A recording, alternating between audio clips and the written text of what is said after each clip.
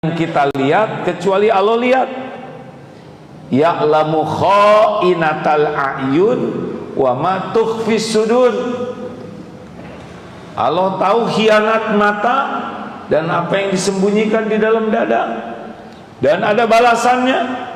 Jadi kalau Bapak lihat-lihat yang tidak boleh dilihat, walaupun tidak ada yang lihat manusia, Allah pasti lihat, malaikat pasti nyatat. Dan ada satu lagi, pasti balik ke kita balasannya.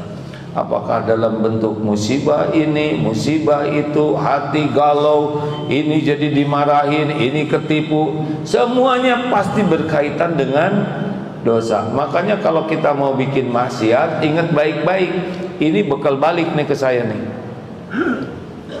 Ini bekal jadi masalah. Ibu kalau mau ngobrolin kejelekan orang, misalkan tetangga atau siapa, ibu harus tahu bahwa setiap perkataan gibah yang dilakukan pasti balik ke kita dalam aneka bentuk musibah. Jadi gimana doa? Ya jangan bergibah, nggak usah segala diobrolin, nggak usah segala ingin diceritakan. Kalau itu jadi bohong, jadi berlebihan, karena bekal balik ke kita. Tidak aman. Satu-satunya orang yang membahayakan hidup kita dunia akhirat siapa?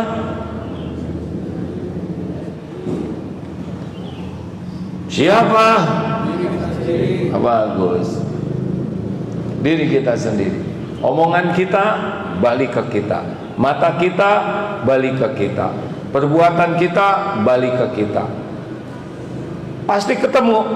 Faman ya'mal mithqala dzarratin khairan yarah wa may ya'mal mithqala dzarratin syarran yarah. Nah, kalau Al-Isra ayat 7 ini jadikan pegangan, satu, kita jadi ikhlas. Kalau berbuat udah nggak ribet. Orang mau menghargai atau tidak lah, terserah dia, itu amal dia. Yang kedua, akan ngerem dari perbuatan maksiat, baik ada orang maupun tidak ada orang, karena tahu setiap keburukan pasti balik. Ini kan di dunia ini banyak yang nggak ketangkep, Pak, padahal dia berbuat dosa. Nanti Ali Imran 185, nanti di Yaumal Qiyamah akan dapat balasannya, tidak bisa meleset. Nah, ini saya bacakan lagi ya, Masya Allah, maaf. Kullu nafsin dha'iqatul maut.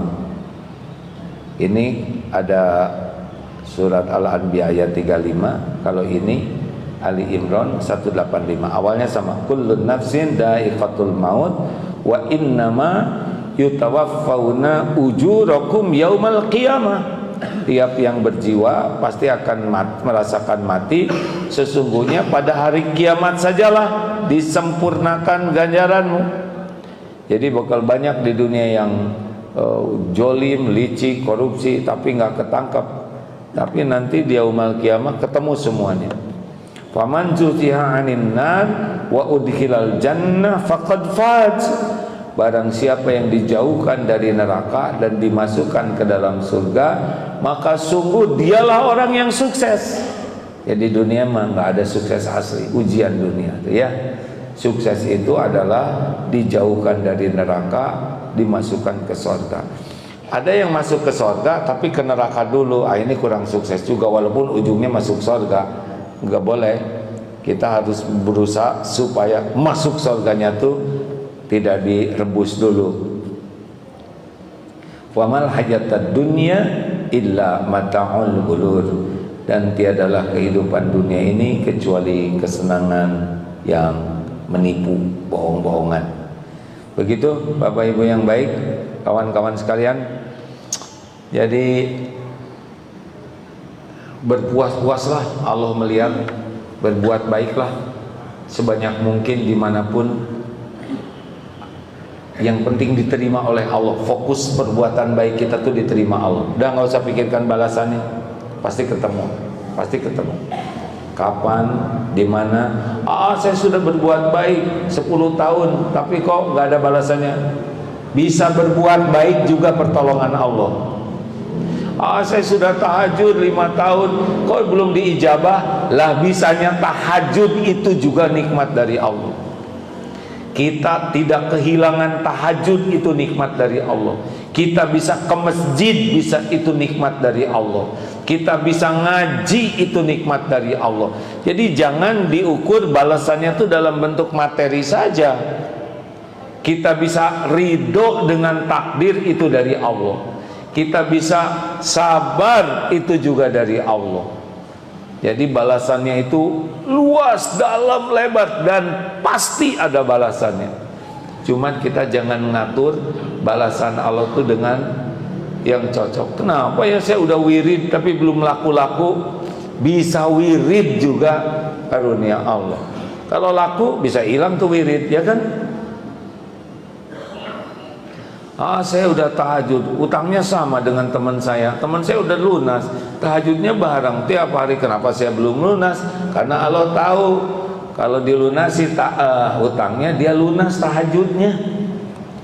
Nah, makanya jangan suudon lah, pokoknya berbuat baik aja terus, gak usah nunggu-nunggu kapan dibalas, sudah pasti kok dibalas.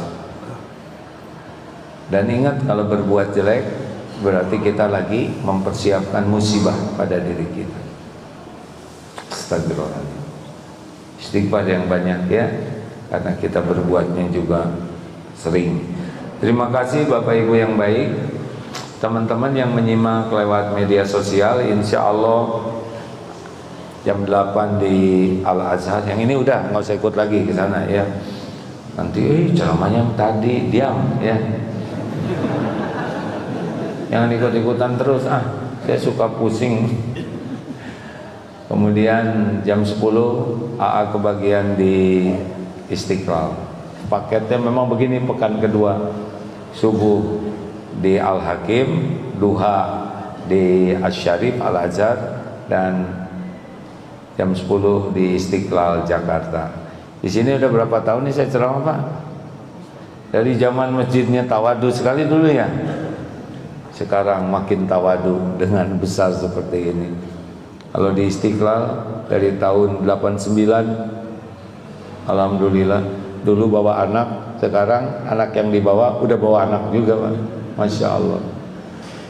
Terima kasih rekan-rekan sekalian. Yakinlah Allah mendengarkan, melihat, dan semua yang kita lakukan ada balasannya. Tidak ada yang tertukar, tidak ada yang meleset. Setiap kebaikan yang kita lakukan, sekecil apapun, pasti disaksikan dan ada balasannya sebanding dengan tingkat keikhlasan kita. Dan sekecil apapun maksiat yang kita lakukan, apakah terang-terangan, apakah dalam sembunyi-sembunyi, semuanya juga kembali kepada kita. Oleh karena itu jangan nyalahkan siapapun kalau berbagai musibah menimpa kepada kita, karena orang-orang itu cuma jalan saja. Maling itu cuma jalan saja, jalan sampainya tabungan dosa kita. Jadi kalau ada orang yang menyakiti kita, sebetulnya dia cuma jalan saja, Pak. Jalan sampainya balasan dari dosa yang kita lakukan. Makanya banyak istighfar, karena kita banyak dosa. Benar? Banyaklah istighfar, karena kita efektif banyak dosa terus-terusan dosa. Lihat ini jadi dosa, ngomong jadi dosa, melakukan lihat TV dosa, lihat HP dosa. Benar? Kalau kita tidak banyak istighfar, maka akan terus saja gelisah, nanti itu capek. Biasanya dari dosa tuh buahnya tuh capek aja, lahir batin. Kemudian sakit segala kerasa, sakit ini, sakit itu, segala kerasa. Itu juga bagian dari penggugur dosa. Lalu cemas, risau, cemas sendiri wajar, tapi cemas terus menerus pasti buah dari dosa. Sedih, kecewa, sakit hati, terus saja nggak bisa hilang. Ini juga karena dosa diundang oleh dosa. Yang kelima adan, yaitu gangguan. Ada yang memfitnah, ada yang membuka aib, ada yang nyopet, ada yang ngebohongin. Nah itu juga tabungan kita. Dan yang keenam, ghamin, Ini susah laku, ini susah keterima, susah juga itu bagian dari diundang oleh dosa. Obatnya adalah tobat. Terima kasih kawan-kawan sekalian, semoga ada hikmah dan manfaatnya. Para yang menyimak lewat medsos, tetap kita komitmen untuk bersedekah untuk saudara-saudara kita di Palestina dan sekarang untuk di Sumatera, ya. Sampai jumpa.